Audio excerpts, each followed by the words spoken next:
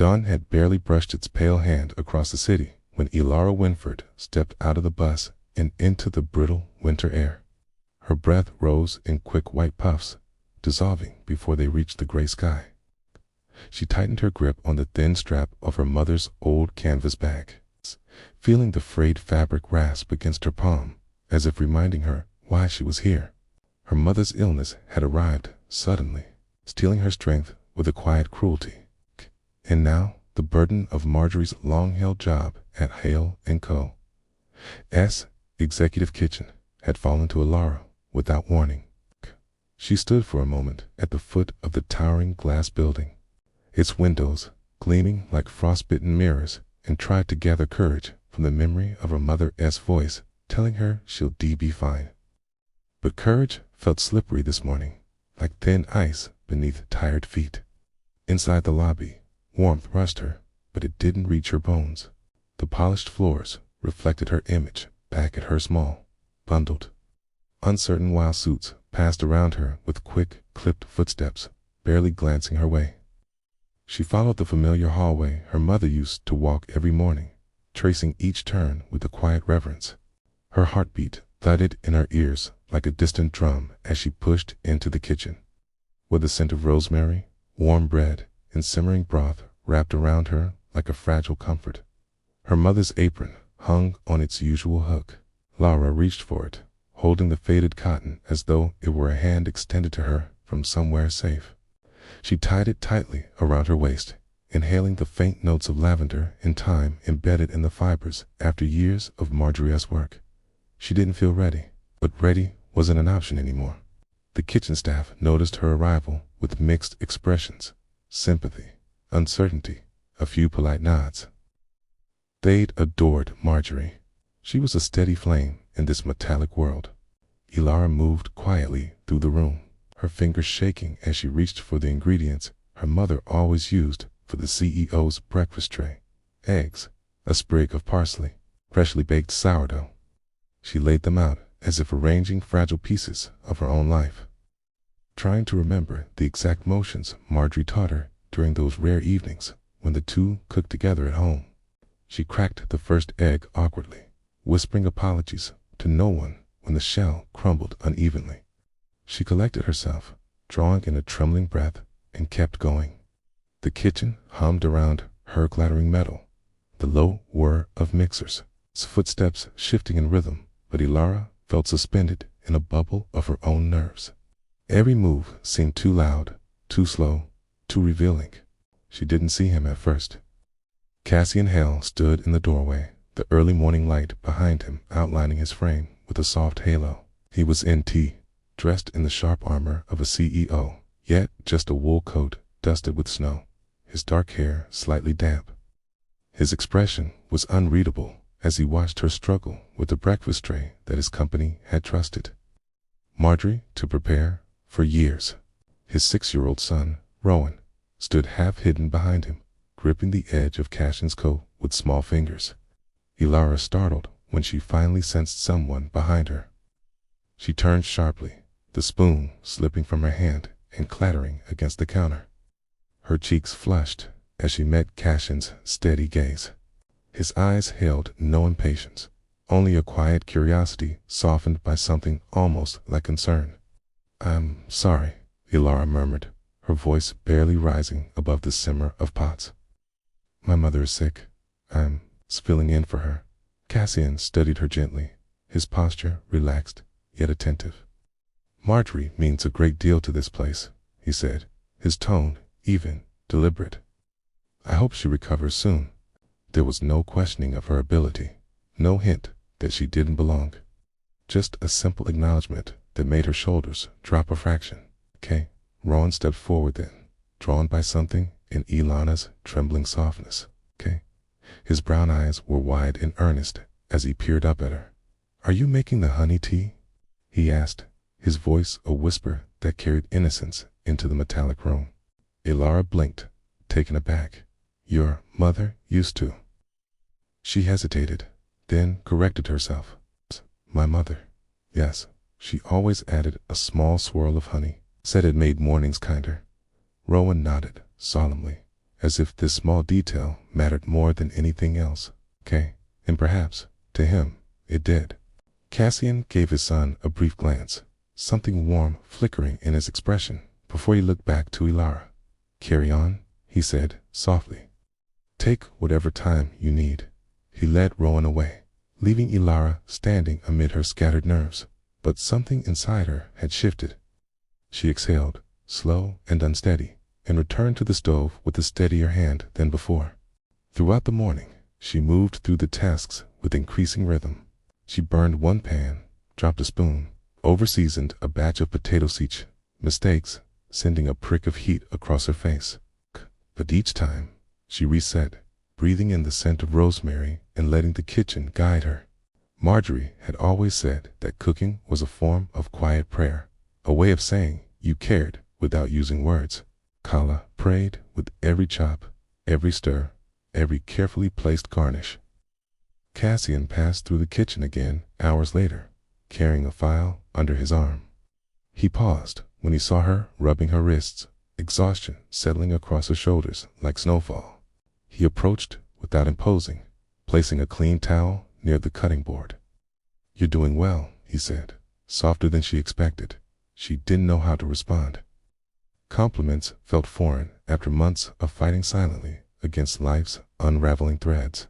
"I'm trying," she whispered. "I can see that." Their eyes held a moment longer than necessary, not romantic, not charged, just recognizing. Two people carrying stories that didn't show on the surface. By afternoon, she stepped outside to call her mother. The wind bit at her face as she pressed the phone to her ear. Marjorie's voice was weak, a fragile rasp that made Elara's heart twist. "I'm sorry you have to do this," Marjorie murmured. "I want to," Elara said, though tears tightened her throat. "Just rest." "I'll manage." She forced a brightness she didn't feel, because that was what daughters did when mothers were hurting. When she hung up, she wiped her eyes quickly, unaware that Cassian had passed through the hallway just in time to hear the strain in her voice. Evening settled like ash across the city by the time she changed out of her apron. The kitchen had dimmed into a softer glow, the chaos of the day fading into a hush that felt almost sacred. Lara gathered her things, her body heavy with fatigue, when she felt a gentle tug at her sleeve. Rowan stood beside her, holding a tiny, folded paper star. It was uneven, the edges creased, the folds imperfect, but it shone with the earnestness only a child could offer. "For you," he said, extending it with both hands. "So you don't feel sad?" Elara's breath caught. She knelt slowly, accepting the star as though it were spun from glass. "Thank you," she whispered, her eyes stinging. "This means more than you know." Cassian stood a few steps behind his son, watching quietly. The snow outside the window cast a pale glow on his features, making him look almost unreal in the fading light. There was a question in his eyes, not spoken aloud, but held in the air between them. A question about who she was, what she carried, and why her sadness felt so heavy it pulled the light toward her. Elara tucked the paper star carefully into her coat pocket, unaware that this small gesture would become the thread that pulled their lives toward the same center. It was only when she reached the exit, the city's cold breath waiting for her, that she realized. Cassian Hale looked at her like a stranger, and all Hede looked at her like someone Hede already begun to worry about. Snow fell in thin, unhurried threads the next morning, drifting past the tall windows of Hale Co, like quiet reminders that the world could be both cold and strangely beautiful at once. Lara arrived before sunrise, the sky still a deep slate blue. She moved through the empty kitchen with the hushed care of someone entering a room where memories slept. Her mother's apron hung where she left it, and she slipped it on with more steadiness than the day before. The clatter of utensils no longer startled her. The quiet no longer felt like a weight pressing against her ribs. Instead, it felt like a space where she might breathe again. When Cassian stepped into the kitchen, he noticed it immediately. The shift. The way her posture held a new, tentative confidence. She was slicing fruit, her movements smooth, her breath unlabored. The early light caught the strands of hair escaping her braid and painted them gold. Rowan trailed behind his father, still half asleep, rubbing his eyes with tiny fists. When he saw Elara, his drowsy face brightened. "You came back," he said softly, as though worried she might vanish if he spoke too loudly. Elara smiled, a real one this time, light, fragile, but true. "Of course I did." Rowan climbed onto the counter with a careful hop, watching her prepare breakfast with the fascination only a child could give the simplest tasks. Cassian said nothing at first. He simply observed her precision, her gentle way of placing each berry as though it were something delicate enough to bruise emotionally. When she glanced up and found him watching, neither looked away immediately. The moment passed like a small heartbeat shared across the room. As the days stretched forward, the rhythm of their mornings settled into something quiet and steady. Kayla moved through the kitchen with a fluid grace, each action easing into the next, cinnamon warming in a pan, steam rising from pots like pale ghosts lifting away from the past. Rowan's soft chatter, asking questions about spices, she answered with a tender patience. There was no single moment where familiarity took roots, just hundreds of small ones. A cup she handed Rowan so he wouldn't tea-stretch too far. A towel Cassian placed beside her before she even realized she needed one. It was these gentle exchanges, almost too subtle to register, that began stitching something fragile and warm between them. One afternoon, the scent of garlic and rosemary lingered in the air as Elara worked near the stove. She hummed under her breath, the melody soft and unassuming. Cassian entered quietly, listening before he spoke. "My mother used to hum that song," he said, his voice a low thread woven into the kitchen's hush. Elara paused, her hand hovering over a pan. "Mine hummed it every night while cooking," she replied, a faint ache threading through her words. She said it softened the edges of a hard day. Cassian nodded, as though he understood the shape of that kind of comfort. Rowan tugged at his father's sleeve, holding up a wooden spoon decorated with crooked lines he had drawn in crayon. "Look," he said proudly, "it's for her." So she has her own spoon. Elara's breath hitched. She accepted the gift with both hands, touched by the sincerity stitched into every uneven line. Cassian watched her expression, something gentler than admiration passing through his eyes. That was the moment Cassian realized her presence no longer simply filled a space, she softened it. Later that week, when the kitchen was steeped in mid-morning warmth, Elara sliced her finger while chopping herbs. It was small, just a thin red line, but she winced and dropped the knife. Cassian reached her side instantly, his hand steady as he gently wrapped her finger in a clean cloth. He didn't fuss or scold. He simply held her hand, as though offering a foundation rather than comfort. "If you're all right," he murmured. The words were simple, but to Elara, who had been bracing herself against loneliness for so long, they felt like steady ground beneath unsteady feet. And so she found herself telling him things she didn't plan to share. How her husband Owen had passed without warning, and how silence afterward felt louder than any sound. How her mother's illness had chipped away at the last pieces of stability she had left. She spoke in low, halting phrases, as though each truth risked unraveling her. Cassian didn't react with pity. He simply listened, his expression calm, his eyes soft with understanding. When she stopped, he offered a quiet truth of his own, his wife's death. The long nights caring for an infant who didn't understand why the world had changed, the fear of failing his son when he already felt hollow. There was no dramatic revelation, no grand uncovering, just two people sharing the quiet ruins of their hearts like folded maps spread gently on a table. But vulnerability had its cost. The next morning, Elara overheard two employees whispering near the storage room. Their voices were low, but the words sliced through her. "She's only here because he feels sorry for her one said. You don't think she's trying to get his attention? Lara froze. Heat flared in her chest. Humiliation, fear, the familiar dread of being judged without ever being truly seen. She stepped back into the kitchen with a stiff posture. Her expression shuddered. Cassian noticed instantly. Her voice had gone quiet again. Her smile had faded into something practiced and thin. He tried to reach her with subtle gestures. Warm cup of ginger tea left beside her station. A question about her mother, spoken gently, but she evaded him with polite distance. Rowan sensed the shift too. He clung to her apron as though trying to anchor her, but she gently untangled his fingers, offering a faint smile that didn't reach her eyes. The warmth, built over days, suddenly seemed fragile, trembling on the edge of collapse. Cassian watched her from across the kitchen, concern deepening in the set of his shoulders. He understood walls.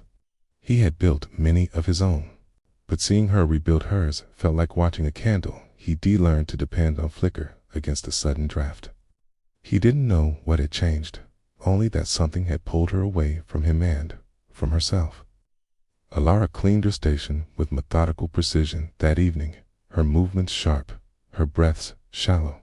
When she stepped out into the hallway, ready to leave, she found Cassian waiting near the exit. Snow drifted behind him through the glass doors, catching in the glow of the streetlights like scattered shards of silver. Elara, he said quietly, did I do something? Her heart lurched. She swallowed, avoiding his eyes. No, you've been kind. It's too kind. Then why does it feel like you're slipping away? She didn't answer. Couldn't. The words caught in her throat like thorns. She moved past him with a soft, unsteady step, the paper star in her coat pocket pressing gently against her side. As she pushed open the door, the cold air rushed in. She shivered, not just from the winter outside, but from the truth she could no longer deny. Running from warmth was easier than risking losing it again. The storm arrived without warning, carried on a sweep of iron-gray clouds that swallowed the late afternoon light. By the time Elara stepped out of Hale Co, snow was already spiraling through the air in thick, wind-tossed flurries. Cold wrapped around her immediately, sharp and unkind, biting through her thin coat with a force that made her gasp. She pulled the fabric tighter, lowering her head against the icy gust, determined to walk home, even though the streets were quickly turning treacherous. The humiliation of the whispered rumors still clung to her ribs, making her chest tight. She didn't want to be seen, didn't want to be comforted, didn't want to hope for things she had no right to, but she didn't get far. A dark umbrella appeared above her head, shielding her from the worst of the snow.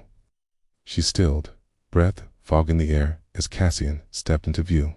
Coat dusted white, his eyes shadowed with worry. Rowan stood beside him, bundled in a small blue scarf, clutching a thermos in both hands. You shouldn't walk alone in this, Cassian said, voice firm but gentle. The roads are already closing. Elara opened her mouth to protest, but the wind shoved against her, making her stagger.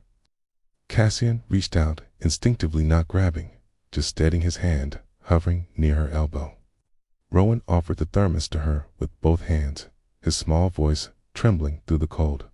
It's warm. Dad made it. Elara hesitated, then accepted it, slowly. The heat seeped into her palms like a whispered mercy. For a moment, she stood perfectly still, listening to the howl of the wind and the quieter sound beneath it, the soft hum of their concern. Something inside her chest cracked open, fragile and aching. Cassian guided them back toward the building's side entrance. Snow clung to their clothes, melting in tiny rivulets that traced the lines of their faces. Inside, the dim hallway felt impossibly warm. Rowan slipped his mittened hand into hers without asking, and she didn't pull away. She held on. I heard what they said, Cassian murmured after a long beat, his voice low, controlled. And I hate that it hurt you. Elara stared at the floor, her throat tightening. Shouldn't matter, I don't belong in your world. He stepped closer slowly, giving her time to retreat if she wanted to. She didn't. You don't belong in a rumor, he said. You belong where you're valued, and you are. More then you know. Her breath shook. She hadn't realized how starved she'd been to hear something that gentle, that certain, spoken directly to her. The storm grew worse outside, rattling against the windows like restless hands. Cassian led them into the kitchen, where the soft under-cabinet lights glowed like small lanterns in the dusk.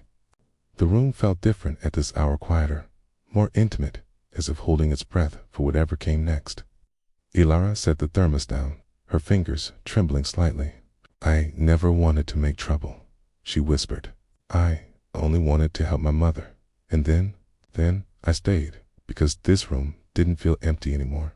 Cassian exhaled, the sound steeped in emotion. "It hasn't felt empty for me either. Not since you walked in." He paused, searching her face. "I wasn't trying to rescue you, Elara. I was trying to see you." Her eyes glimmered, not with tears, but with a fragile, dawning clarity.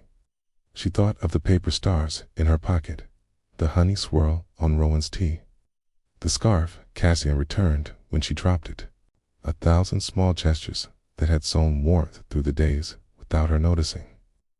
Rowan climbed onto the counter, watching her with hopeful eyes. "Will you stay with us until the storm stops?" he asked. Elara nodded slowly, the decision settling over her like a quilt of calm. She moved to the stove, lighting a small flame, swarming milk and spices until the kitchen filled with a scent that wrapped around them like a memory of gentler winters. Cassian leaned against the counter near her, not too close, but close enough that she could feel the quiet steadiness of him. They cooked together, nothing elaborate, just something warm and simple, something shared. As they moved in quiet rhythm, the storm's roar softened into background noise, as though even the weather recognized the fragile peace forming inside this kitchen. When dinner was done, Rowan curled on a stool, cheeks flushed with warmth. Cassian stood beside Elara, watching the snow blur the city beyond the window. His voice, when it came, was soft and certain. "You don't have to run from kindness. Not here. Not from us." She turned her head slightly, seeing the truth in his expressions, steady, open, unafraid of her grief.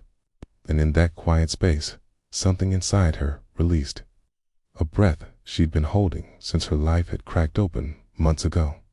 Outside, the wind howled on, but in the warm kitchen, the three of them stood in a moment that felt like the beginning of something steadier than hope and deeper than fear. Elara reached into her pocket, pulled out Rowan's paper star, and placed it gently in Cassian's hand. "Then maybe," she whispered, "I'm ready to stop running." And in the hush that followed, snow drifting outside, warmth gathering inside the storm, no longer felt like a threat, but a curtain closing on an old life, opening quietly into a new one she never expected.